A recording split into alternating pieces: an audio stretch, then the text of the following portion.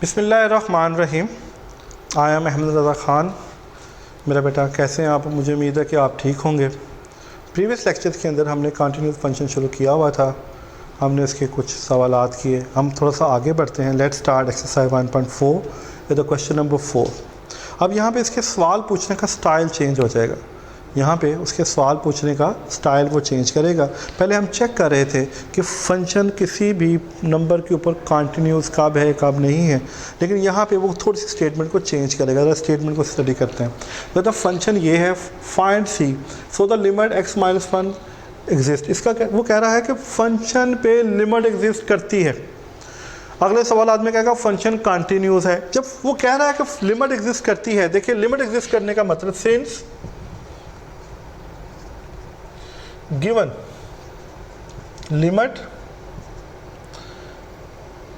क्या है उसने बताया है x tends to -1 exist. Function जो है एग्जिस्ट करता है, ये उसने बता दिया कि फंक्शन की लिमिट एग्जिस्ट करती है। जब फंक्शन की लिमिट एग्जिस्ट करती है मीन इसका मतलब है राइट हैंड लिमिट, यानी limit x tends to -1 f(x) किसके बराबर है? Left hand limit. और इसका मतलब है limit x tends to -1 f(x), क्योंकि उसने सवाल के स्टेटमेंट में ये बात बता दी कि लिमिट एग्जिस्ट करती है। इसका मतलब है कि left hand limit right hand limit के बराबर है। वो कहता है बताओ c की कीमत क्या होगी। तो इसका मतलब है कि वो हमसे पूछ रहा है what is the value c। देखिए पिछले सवालात में से c बताया था कि इस c के ऊपर चेक करो फंक्शन कंटिन्यूस है या नहीं है, लेकिन यहाँ पे उसने टोटली जो है वो सवाल के पूछने का स्टाइल उसका चेंज है। उसने अपना तरीका चेंज कर दिया। परेशान नहीं होना, डजंट मैटर, इसको सॉल्व करने का तरीका वही है।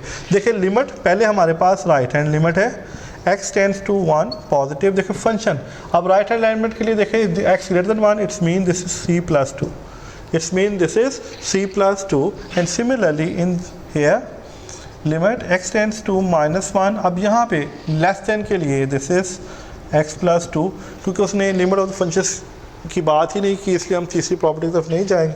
लिमिट पुट करें c+2 ही आएगा, क्योंकि यहाँ पे x कोई भी x मौजूद नहीं है जहाँ पे हम उसकी वैल्यू पुट करें। यहाँ पे x मौजूद है, इसे पुट करें। देखें c = 1 -2 हो जाएगा, 2 - 1 1, इधर जाएगा -c = -1। देखें तो यहाँ पे उसने सवाल के स्टेटमेंट के अंदर ही बता दिया था उसका आंसर जो है वो -1 है। यहीं पे उसने बता दिया था कि c की कीमत -1 आएगी। यहाँ पे उसने सवाल के अंदर बता दिया था, लेकिन हमने इसको प्रूव कर दिया कि यस c की कीमत जो है वो -1 है। अब इसी तरह का सवाल है, इसको थोड़ा सा उसने चेंज किया। Question number 5। क्वेश्चन नंबर 5 मुझे उम्मीद है कि इंशाल्लाह ताला आपको इस बात की समझ आ गई होगी। अब वो यहाँ पे भी थोड़ी सी इसकी जो है मामलात को चेंज करेगा। हम भी उसके अकॉर्डिंग अपनी स्टेटमेंट्स को चेंज करते जाएंगे। मैं इसको सारा रफ नहीं कर रहा क्योंकि मुझे दोबारा इसकी ज़रूरत है, इसलिए मेरा बेटा मैं टाइम को थोड़ा सा सेव कर रहा हूँ ताकि मैं आपको ज़्यादा से ज़्यादा क्वेश्चंस करवा सकूँ। दिस इज़ क्वेश्चन नंबर 5 इस पार्ट 1। वो कहता है फंक्शन हमारे पास जो है वो है mx और इफ़ x लेस दैन 3, फिर वो कहता है n इफ़ जो है x = 3, और फिर है हमारे पास -2x + 9 इफ़ हमारे पास x लेस दैन जो है वो x ग्रेटर दैन जो है वो 3 है। इसका मतलब है कि उसने हमें इसके अंदर, आप देखें इस सवाल के स्टेटमेंट को देखें। वो उसने सवाल के स्टेटमेंट में कहा if the find the value m the given function is continuous. अब एग्जिस्ट नहीं कर रहा, लिमिट एग्जिस्ट नहीं कर रहा, सो द गिवन वो कह रहा है the given function is continuous. अब देखो उसने सवाल को फिर थोड़ा सा डिफरेंट तरीके से पूछा आपसे। उसने कहा गिवन फंक्शन जो है वो कंटिन्यूस है। इसका मतलब जब गिवन फंक्शन कंटिन्यूस है, लेफ्ट लिमिट भी एग्जिस्ट करती है, इसके अंदर लिमिट ऑफ द फंक्शन भी एग्जिस्ट करती है और फंक्शन भी डिफाइंड है। फंक्शन तो ऑलरेडी डिफाइंड है, अब लिमिट एग्जिस्ट करेगी, लेफ्ट लिमिट को राइट हैंड लिमिट। फिर इसके अंदर जो तीसरी बात है कंटिन्यूटी के लिए वो ज़रूरी है, वो होती है limit of the function. Limit x tends to जो भी वो कहेगा f(x), यानी ये तीनों चीज़ें हमारे पास बराबर आ जाएंगी। क्या आ जाएंगी हमारे पास बराबर? जब वो हमसे ये कहेगा फंक्शन इज़ कंटिन्यूस। तो हमें यहाँ पे क्योंकि उसने दिया है 3, क्या दिया है 3, तो हमें 3 के लिहाज से बात करनी है ये +3 होगा क्योंकि हमने इसको लेफ्ट में कहा, ये -3 होगा और ये लिमिट ऑफ द फंक्शन आ जाएगा। ये हमने तीनों वैल्यूज़ को फाइंड आउट करना है। जब हम तीनों वैल्यूज़ को फाइंड आउट करेंगे तो इंशाल्लाह ताला ऑटोमेटिकली हमारे सामने m और n आ जाएगा। देखिए जब हम कहेंगे द राइट हैंड लिमिट तो हमारे पास 3 है, तो देखिए राइट हैंड लिमिट्स के लिए x ग्रेटर दैन 3 है, तो यहाँ पे आएगा दिस इज़ -2x + 9। क्या आएगा हमारे पास -2x + 9, लिमिट पुट कर दें तो ये आएगा हमारे पास 9 6 दिस इज़ 3। इस तरह जब लेफ्ट हैंड साइड पे आएंगे हमारे पास 3 है, ये लेस दैन 3 है, इस मीन यहाँ पे आ जाएगा mx। जब इसमें वैल्यूज पुट करेंगे दिस इज़ 3m, तो 3m क्योंकि ये दोनों बराबर हैं तो यहाँ से m = 1। क्या आ जाएगा हमारे पास m = 1। अब इस लिमिट ऑफ द फंक्शंस की बात करते हैं। जो तीसरी बात हमारे सामने है, देखिए मेरा बेटा x tends to 3, limit of function x 3 है और यहाँ पे क्या है दिस इज़ n। जब लिमिट पुट करेंगे तो ये n आ जाएगा। अब क्योंकि ये तीनों आपस में बराबर हैं तो यहाँ से हम किसी भी चीज़ को यूज़ कर सकते हैं, चाहे इसको यूज़ कर लें चाहे इसको यूज़ कर लें। तो क्योंकि यहाँ पे हमें नज़र आ रहा है कि यहाँ पे देखो इसकी वैल्यू ये तीनों बराबर हैं, तो यहाँ से इसको जस्टिफाई करेंगे तो n = हमारे सामने 3 आ जाएगा। क्या आ जाएगा n हमारे सामने 3 आ जाएगा। यहाँ पे अगर हम n लिख लें, इन तीनों क्वेश्चंस को सॉल्व करें तो m के बराबर है, m की कीमत 1 पुट करेंगे तो भी n की कीमत 3 ही आएगी। तो एक तो इस तरह हम इसको मालूम कर सकते हैं, या अगर आप चाहें इसको लहदा कर दें, इसको लहदा कर दें, एंड पे इसको लहदा कर दें। आप पहले इन दोनों को कंबाइन करके m निकाल लें या इन दोनों को कंबाइन करके n निकाल लें, वो आपकी मर्ज़ी है, वो डिफरेंट वे है, जिस तरह भी आप उसको यूज़ करना चाहें वो ऑटोमेटिकली आपसे सवाल सॉल्व हो जाएगा। तो ये इसी तरह इसका दूसरा पार्ट है mx + x²। अब उसने यहाँ पे mx कहा, इफ़ x जो है हमारे सामने लेस दैन 3 है, फिर उसने यहाँ पे इसकी स्टेटमेंट को थोड़ा सा चेंज किया है। फिर उसने कहा कि जो उसका दूसरा फंक्शन है वो x² है if x greater than equal to 3, यानी उसने यहाँ पे इसकी जो है लिमिट बता the greater than equal to 3। वो कहता बताओ m की कीमत क्या होगी। सेम कंडीशन है, since the given function is continuous है और ये 3 के ऊपर ही हमारे सामने है, सेम यही रहेगी सारी की सारी बातें। और यहाँ से हम इसको थोड़ा सा चेंज करेंगे, क्योंकि इस वैल्यूज़ को चेंज करेंगे तो हमारे सामने जो है जो भी इसके मामला आ जाएंगे। तो यहाँ से हम इसको थोड़ा सा मैं रफ़ कर रहा हूँ थोड़ा सा, तो मेरा बेटा ये प्लस के लिए ये माइनस के लिए है। हम यहाँ पे फंक्शंस को लेके चलते हैं। अब देखें पहला पॉजिटिव फंक्शन है, अब पॉजिटिव के लिए यहाँ पे उसने x का स्केयर इस्तेमाल किया है, तो यहाँ पे आ जाएगा x²। जब हम इसकी वैल्यू पुट करेंगे तो दिस इज़ 3² और ये आ जाएगा 9। क्या आ जाएगा हमारे सामने 9 आ जाएगा। फिर ये लेस देन है, इसका मतलब ये mx है। जब हम इसे वैल्यूज पुट करेंगे ये 3m आ जाएगा, 3m = 9 एंड m = 3। तो यहाँ से m की कीमत 3 आ जाएगी। उसे इस्तेमाल करने की ज़रूरत ही पेश नहीं आई, क्योंकि उसने हमसे यही कहा था कि बताएं इसकी जो है m की कीमत क्या होगी। तो with the help of this definition we have easily find out the value of m and n, and the given any questions in any type with the help of this definitions we have to calculate every questions easily. I hope you can understand. और अब इसके बाद इसका एक last question है, question number 6। this one is very important question. This one is very important question है, उसको लेके चलते हैं। मैं ये चीज़ अभी फिर रफ नहीं कर रहा क्योंकि मुझे इसको इस्तेमाल करना है। आप भी अपनी अकॉर्डिंग टू द सिचुएशंस उसे इस्तेमाल करते रहिएगा। मैं थोड़ा सा ज़रा टाइम और मार्कर की बचत कर रहा हूँ। अब हमारे पास क्वेश्चन नंबर 6 है, वेरी इंपॉर्टेंट क्वेश्चन, और ये पेपर में एज अ लॉन्ग क्वेश्चन जो है वो अक्सर जो एग्ज़ामिनर पूछता है। मेरा बेटा इसको अच्छी तरह से करना है।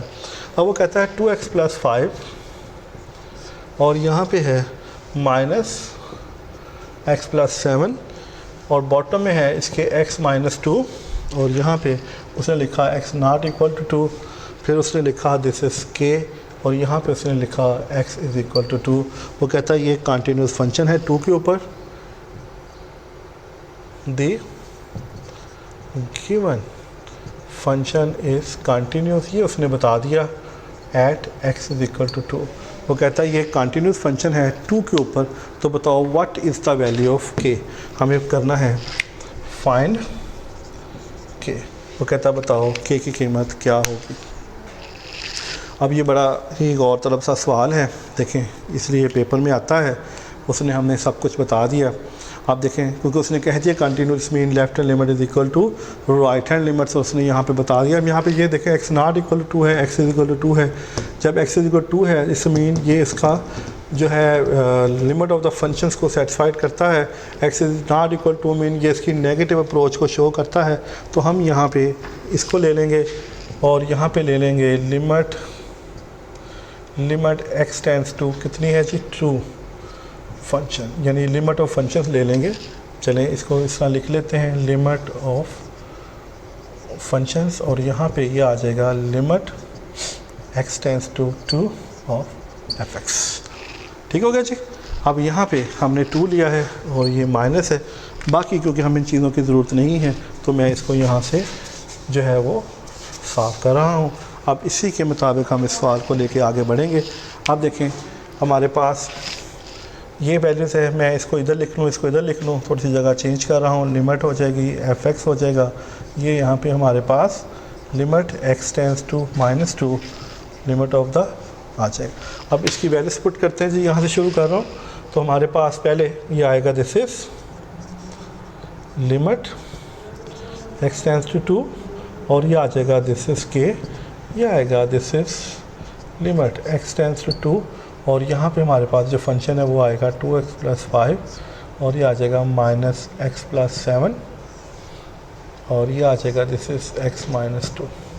आज जब इसमें लिमिट पुट करेंगे तो ये ऑटोमेटिकली k हो जाएगा, क्योंकि यहाँ पे x की कोई वैल्यू x नहीं है, कोई वेरिएबल नहीं है जिसमें हम लिमिट पुट करें, इसलिए कांस्टेंट है तो सच है तो वो कांस्टेंट नीचे आ जाएगा। अब मेरा बेटा जब हम इसमें लिमिट पुट करेंगे तो देखें बटे में लिमिट, ये बात हमने पहले सीखी थी कि कुछ भी हो जाए ऐसा स्टेटमेंट जिसके डिनोमिनेटर में लिमिट पुट करने से 0 आ जाए, हम उसे अवॉइड करते हैं। तो इसको सॉल्व करने के लिए हम क्या करेंगे, इसको सॉल्व करने के लिए हम थोड़ा सा स्टाइल को चेंज करेंगे। क्या करेंगे, इसको क्योंकि ये रेडिकल फॉर्म में है हम इसको रैशनलाइज कर लेंगे, यानी इसी नंबर के साथ इसको मल्टीप्लाई करेंगे और इसी नंबर के साथ इसको डिवाइड करेंगे। माइनस था, मैंने प्लस कर दिया, मैंने इसी नंबर से इसको डिवाइड किया, उसी नंबर से मल्टीप्लाई कर दिया। लिमिट एक्स टेंड्स टू 2, ये बात तो डिसाइड होगी कि इधर के आना है। अब जब इसको लेके चलेंगे, देखिए a - b a + b, it's mean a का स्क्वायर माइनस b का स्क्वायर, और बॉटम में आ जाएगा दिस इज x - 2, और ये नीचे वाली statement at it is bracket, फिर हम इसका ख़त्म करेंगे तो ये आ जाएगा this is 2x + 5 minus x + 7, क्योंकि जो स्क्वायर है वो स्क्वायर रूट को रिमूव कर देगा, और यहाँ पे आएगा this is x - 2 2x + 5 plus x + 7, तो ये आएगा this is limit x tends to 2, तो ये आ जाएगा 2x + 5 माइनस x - 7, ये आ जाएगा x - 2 2x + 5 और प्लस x + 7। तो 2 में से जब हम x को माइनस करेंगे x, और 5 में से -7 करेंगे तो हमारे पास ये ऑटोमेटिकली क्या आ जाएगा, ये आ जाएगा मेरा बेटा k is equal to limit x tends to 2, ये आ जाएगा x - 2, और इसी तरह हम बॉटम में भी x - 2 है, और ये 2x + 5 है, और ये प्लस x + 7 है, तो ये इसके साथ कट जाएगा मेरा बेटा। हम इसको थोड़ा सा और सिंप्लीफाई करते हैं, तो ये आएगा हमारे पास 2x + 5 प्लस x + 7। अब यहाँ तक जाने के बाद देखिए हमने इसको सिंप्लीफाई कर लिया। अब हम इसमें लिमिट पुट कर देते हैं। जब हम इसमें लिमिट पुट करेंगे, जगह थोड़ी सी कम है, मैं आगे बढ़ता जा रहा हूँ, लिमिट पुट कर रहा हूँ। This is k is equal to 1/2 × 2 + 5 √ plus 2 + 7 √ it will become 9 √ it will become 9 √ this is 3 + 3 is equal to 1/6. This is the value of k, this is the value of कि ये के की कीमत है जो उसने हमसे पूछी थी। उसने कहा था फंक्शन एक कंटिन्यूस फंक्शन है, के की कीमत मालूम करनी है। हमने उस चीज़ को अपने जहन में रखा, हमने कंटिन्यूस फंक्शन की डेफिनेशन का इस्तेमाल किया। हमने कहा लेफ़्ट हैंड साइड से राइट हैंड साइड्स, उसने लेफ़्ट हैंड साइड्स को मेंशन किया था, उसने लिमिट ऑफ फंक्शंस को मेंशन किया था। हमने दोनों को इक्वल रखा, वैल्यूज़ पुट की, क्योंकि यहाँ पे डायरेक्ट वैल्यूज़ पुट करने से ज़ीरो आ रहा था। हमने इसको रैशनलाइज़ किया, सिंप्लीफाई किया जाके कि उसमें लिमिट पुट की, तो हमारे सामने जो है वो सवाल सिंप्लीफाई हो गया और हमने उसका आंसर जो है वो फाइंड आउट कर लिया। तो ये था limit of the continuous function. अब हमने इंशाल्लाह ताला नेक्स्ट जो है लेक्चर के अंदर अब हमने डेरिवेटिव शुरू करना है। Is a very very important topic derivations का, वो इंशाल्लाह ताला हम कल शुरू करेंगे। जब तक के लिए इजाज़त दो, अल्लाह हाफिज़।